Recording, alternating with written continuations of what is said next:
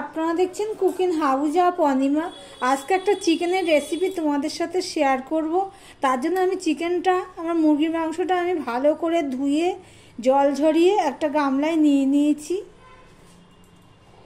এবার আমি এটা ম্যারিনেট করে রাখবো। তার জন্য আমি দেখো 1 চামচ গোলমরিচের গুঁড়ো দিয়ে দিলাম,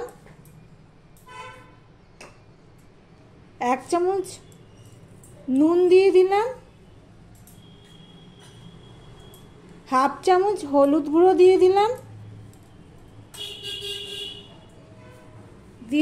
আমি 2 চামচের মতন সর্ষের তেল। আর এখানে দেখো টক দইটা আমি নিয়েছি, এটা ভালো করে আমি ফ্যাটিয়ে নেব।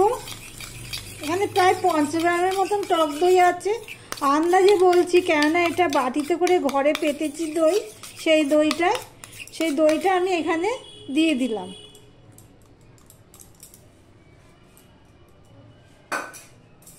দিয়ে আমি ভালো করে মাখিয়ে নেব, একটু হাতে প্রেসার দিয়েই মাখিয়ে নেব ভালো করে।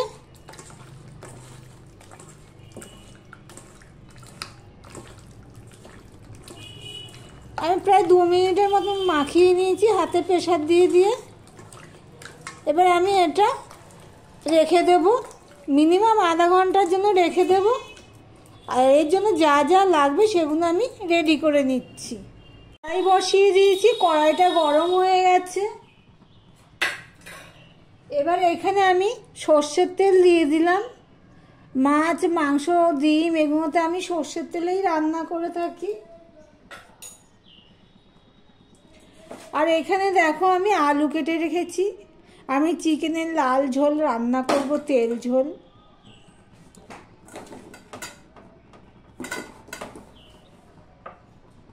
আমি একটু নুন দিয়ে দিলাম।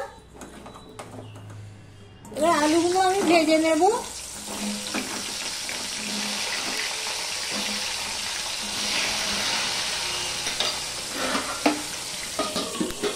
আমি আলুটা ভালো করে ভেজে নিয়েছি, কেননা আমার খুব ভালো লাগে মাংসের আলু ভাজা হবে, ভালো হবে, ভাজাতেই সিদ্ধ হয়ে যাবে, সেই আলু খেতে আমার খুব ভালো লাগে।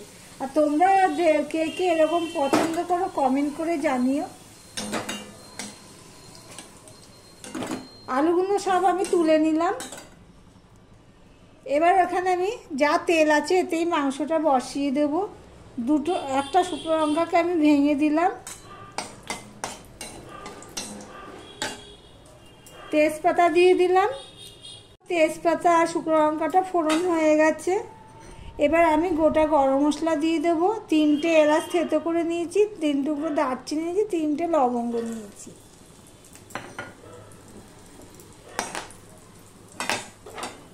এখানে দেখো আমি পেঁয়াজ গ্রেট করে নিয়েছি, আর রসুনও গ্রেট করে নিয়েছি, আর একটা পেঁয়াজ কুটে নিয়েছি, মানে কেটে নিয়েছি। এবার আমি পেঁয়াজটা দিয়ে দিলাম। দেখো পেঁয়াজটা ভালো করে ভাজা হয়ে গেছে, প্রায় লাল লাল হয়ে গেছে। এবার এর মধ্যে আমি যে গ্রেট করা পেঁয়াজ আর রসুনটা রয়েছে সেটা আমি দিয়ে দিলাম।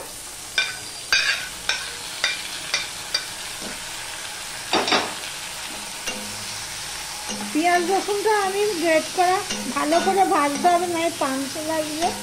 দেখো পেঁয়াজ রসুনটা সুন্দর করে লাল লাল হয়ে ভাজা হয়ে গেছে। এটা ভালো করে ভাজতে হবে, তাহলে খেতে খুব টেস্টফুল হয়। আমি এখানে দেখো 1 চামচ আর 1/2 চামচের মতন আদা দিয়ে দিলাম। আমি তখন নুন দিইনি, অল্প একটু নুন দিয়ে দিলাম। দিয়ে মিশিয়ে নেব। মিশিয়ে নিয়ে আমি আরেকটুখানি কষিয়ে নেব। এবার আমি কিছু মশলা অ্যাড করব। আমি 1/2 চামচ হলুদ দিয়ে দিলাম, ধনের গুঁড়ো দিয়ে দিলাম 1 চামচ উঁচু উঁচু করে, মানে প্রায় 1.5 চামচ হবে। জিরের গুঁড়ো উঁচু উঁচু 1.5 চামচ হবে।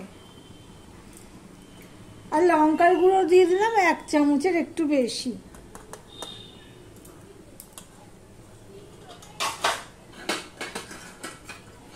ভিডিওটি যারা দেখছে, আমি একটু আদার জল দিয়ে দিচ্ছি, কেননা তখন আদাটা একটু দিলে ভালো হতো।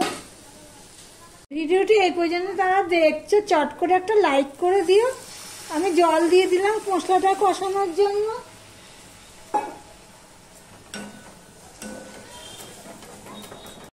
মশলাটা অর্ধেক মতন কষানো হয়েছে, এই দেখো অর্ধেক মতন কষানো হয়েছে। এবার ম্যারিনেট করে যে আগের থেকে রেখেছিলাম চিকেনটা আমি দিয়ে দিলাম।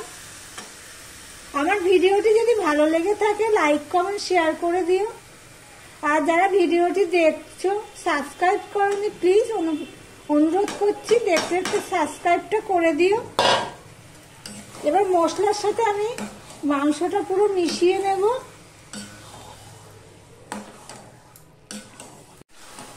সম্পূর্ণ দেখো মেশানো হয়ে গেছে মাংসের সাথে ভালো করে।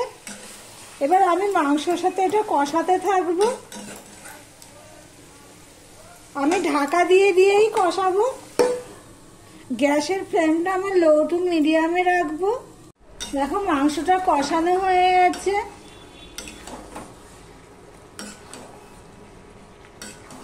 ঝাল তেল ঝাল একেবারে করবো। এবার আলু দিয়ে দিলাম। আলু দিয়েও সম্পূর্ণটা আমি মিশিয়ে নিচ্ছি। দেখো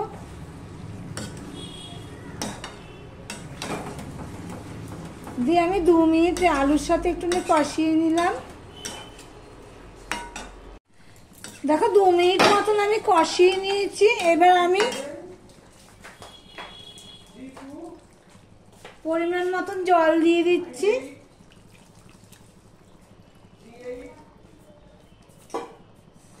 এটা আমি গরম জল দিলাম।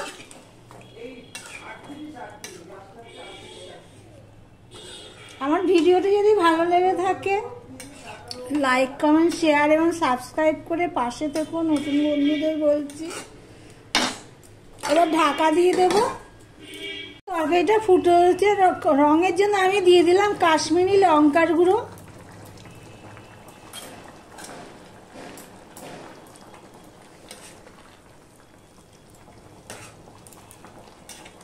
গরম জল দিয়ে প্রায় 6-7 মিনিট ঢাকা দিয়ে ফুটিয়ে নিয়েছি।